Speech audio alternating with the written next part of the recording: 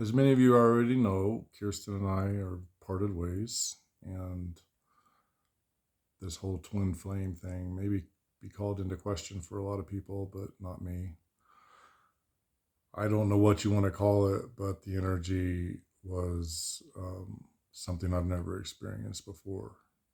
But it didn't, the true story didn't start when I met Kirsten. It started quite a bit before, well, a year before that, I guess. And it had to do with a white raven, and that's what drew me to Kirsten to begin with. And all that I'll kind of share later. But right now, the most important thing that I need to share, what I truly realized that our relationship brought was, the healing that I needed to be able to share what I'm about to share with everybody. I couldn't really do it until I had gone through this process. This is what I've come to realize. And if it doesn't mean anything to you, then the message is not for you. I don't need any judgment. That's actually part of the journey. My family is the biggest judges of all time, and I have a very, very large family. Needless to say, the journey had a lot to do with that.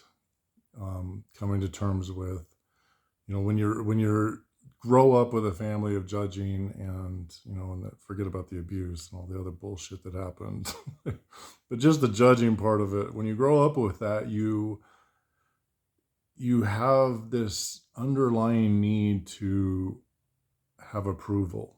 Um, wow, a big need to have approval, and that's been a really rough one for me.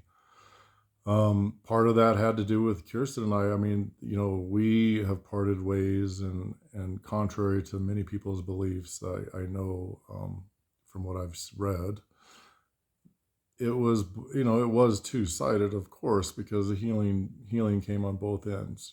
She was doing healing, I was doing healing, and one of the first things I realized when we met was our spirits have come together, and we're going to have to heal. This isn't, we can't be together until we're healed. And, that is a big aspect of the twin flame journey, and whatever you want to call it. I mean, people scoff at twin flame. I don't give a shit. The feelings are there. Things that I cannot attribute to anything but what I've read about twin flame relationships. And there's aspects of our relationship from the very beginning. If it was normal, I would have just not walked away, but ran away, because the signs were there, the warning signs were all there, but there was something else there too. There was a heart pull. And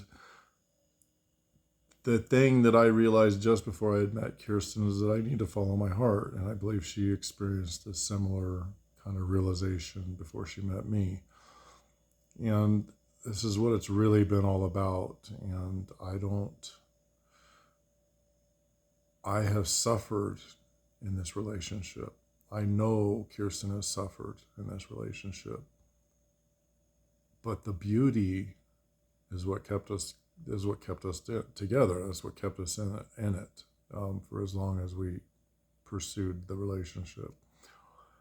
I don't know what's going to happen. I know that whatever it is, you want to call it a twin flame or you want to call it soulmate. Well, it definitely doesn't fit soulmate, but whatever you want to call it, the purpose of us coming together is so evidently clear to me now. And I know that the healing that I've had to undergo, and I'm still undergoing currently, is pretty spectacular. And basically for me, I can't speak for Kirsten. I don't really know what her healing's all about. I mean, I have an idea because, we've spent a lot of time together. But I hesitate to speak on it.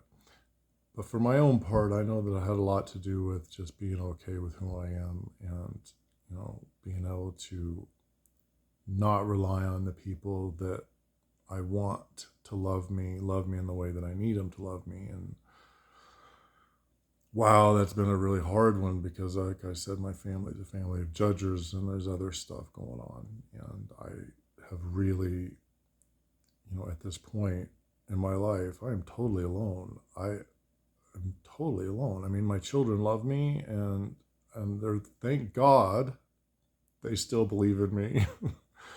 I don't know if I could bear it if my children lost faith in who I am, but everyone else has, and that's a really tough pill to swallow, let me tell you. And I had to, but that's what this is all about, this whole journey.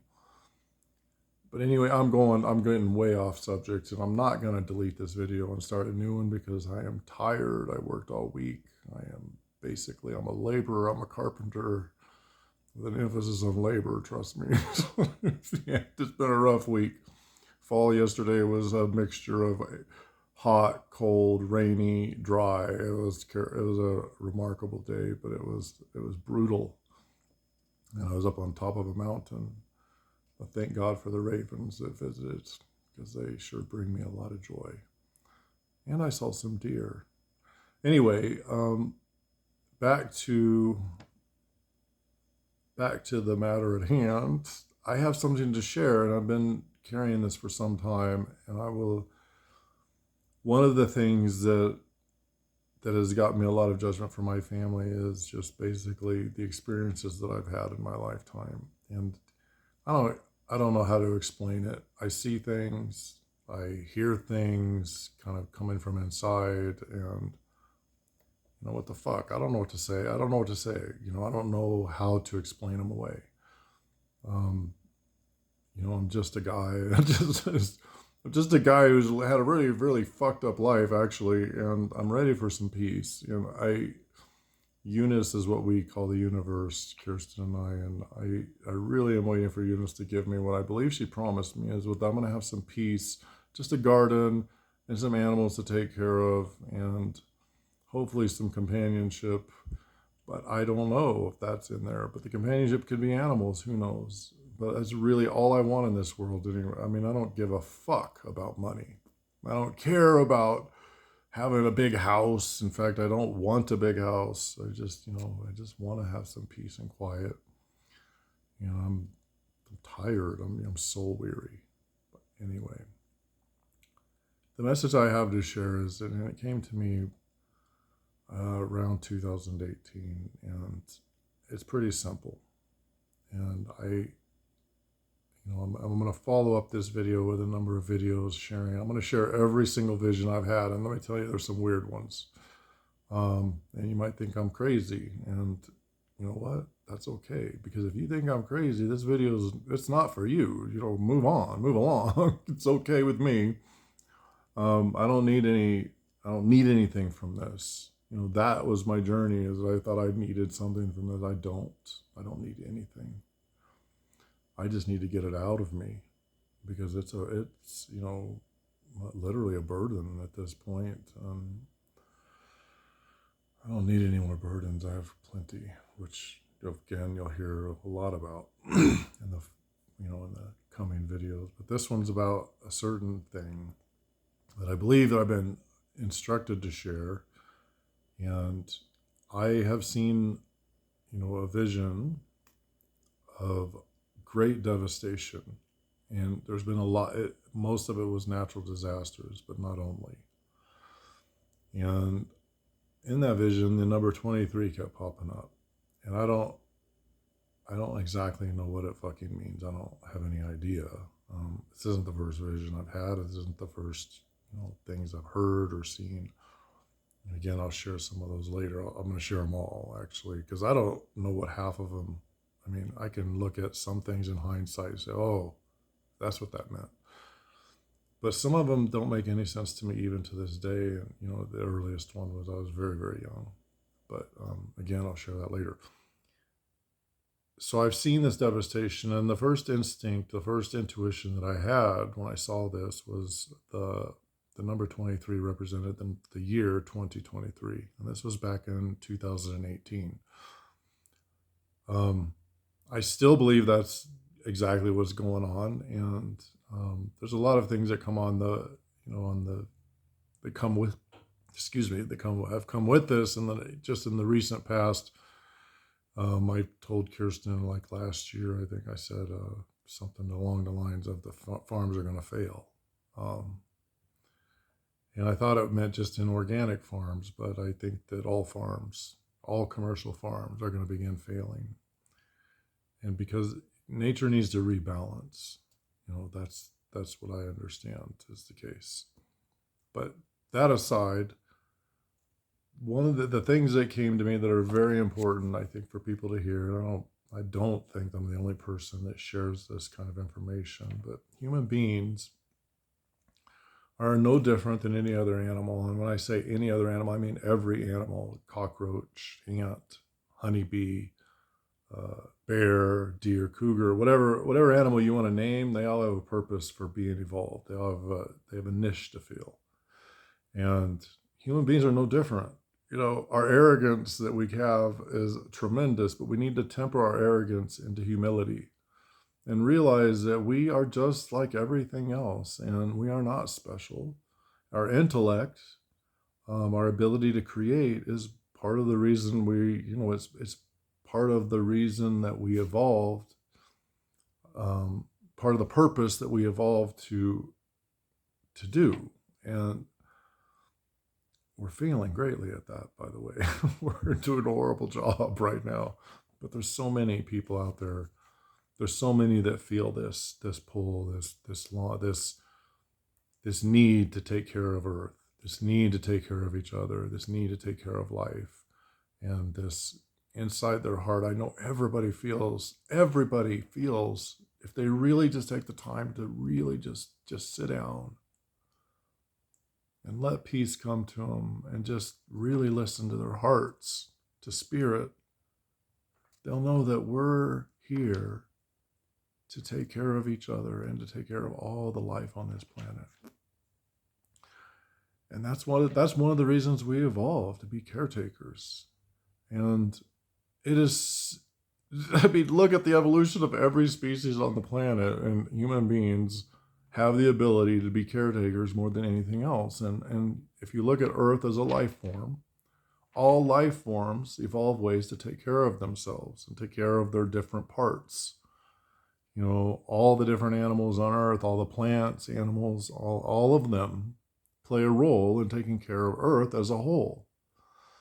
And, that's one of our roles, is we are supposed to take care. We have the intellect. We have the technology. We have so much going for us, and we can take care of this world in a way that no other species could do that. And I might add, if you really pay attention, that the species are rising up. All the other ones, the horses, the dogs, the cats, all of them, the birds, they're all recognizing that this is our role.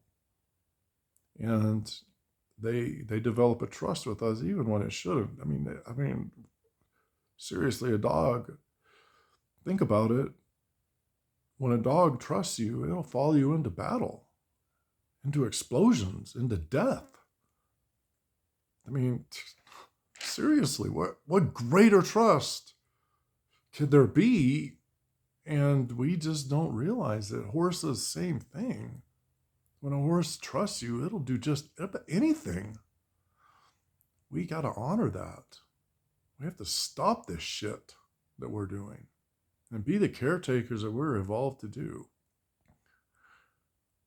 Number 2 reason that we evolved, and I'm saying all this, I believe it's actually true, but these are just things that came to me, and I think that if you look at nature and you look at the way things are, they'll all make sense.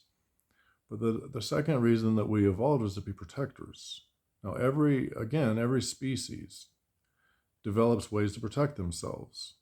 Porcupines, armadillos, all these animals developed ways to protect themselves. Deers, every single animal has a method of taking care of themselves. Not to mention an internal method in the form of, natural antibiotics and that we have in our body to fight disease and to keep the balance inside of our bodies. I mean, you can go from micro to macro, and it's all the same. It really is. It's all basically the same thing. We have caretakers, we have protectors, And that's one of our roles is we're protectors. So what can we protect from? Well, I mean, think about it. There's meteors out there flying through space, asteroids, meteors, space shit, junk, all that crap could at any time get into our, get in. It could hit Earth. It has in the past, and it will again. It's inevitable. Inevitable. It's going to happen. So Earth has undergone this kind of assault before. Now, any life form that has an assault, what do? What's the first thing they do? They develop and evolve ways to deal with the next one. So who better on the planet than humans to figure out a way to protect Earth as a whole and all the life on Earth as a whole from a meteor? From another great impact that actually wipes out all life on Earth and sets back evolution, millions of years. Well, we're it. I mean, I don't think there's time for another species to evolve the intellect that is required for this task. And it doesn't make us special. I mean, I want to really reiterate that. We are not special. We're part of something. We have intellect, but we lack other things. I mean, the animals and the plants on the planet they're here to help us. We cannot do this alone. We can't be protectors without their help. We can't be caretakers without their help. I mean, it's a group effort here. It's all life works together to make the whole, functioning. It makes it functionable. Our bodies are a perfect example. All the life inside of us, and it's not just us. There's a whole world inside of us, and we all work together. And when it's out of balance, we get sick. When we're in balance, we're healthy and we're happy. And things are going. I feel good. And when we're out of balance, oh my God, it sucks. It doesn't feel good. And that's the same way for planet Earth. And human beings have done more to take the planet out of balance than anything else in recent years. In the timeline of Earth is nothing. It's like it's a millisecond. But we've done some fucking serious damage, and Mother Earth is balancing now. She's rebalancing. Now, we have the ability to mitigate the rebalancing, and the rebalancing is going to be a lot of natural disasters, a lot of loss. So a lot of people are going to die, and not just people. Unfortunately, a lot of life is going to pass. And, death is part of life, and, I guess that's okay, but we can mitigate the damage if we come together now. I don't know. I don't know if that's going to happen, but there's always hope. I just want my garden, honestly. I'm a little rubbing and tired, sorry. Anyway, the third thing that human beings evolved for, and this is going to be a real shocker for everybody. I mean, it's like, and again, these are things that came to me. I'm not like, I don't think that I have the answers. These are what came to me. This is what I believe I need to share. And when I'm done sharing, I'm done. The other part of what I need to share is my life story. It's kind of the things that I've gone through. I feel, what I feel like is I'm a witness, to why the systems need to change in our world. Because other than this message, which really, is about nature, I love nature. I have no greater love. Nature, I believe, saved my life so many times, especially as a child. Without her, I don't think I would have made it. So I have so much love for nature, and I will do anything. I mean, I'll happily die. If I knew that would rebalance everything in a split second, I would walk out the door right now and die. I would be okay with that. I don't think that's going to help anything, so I'm not going to do it. But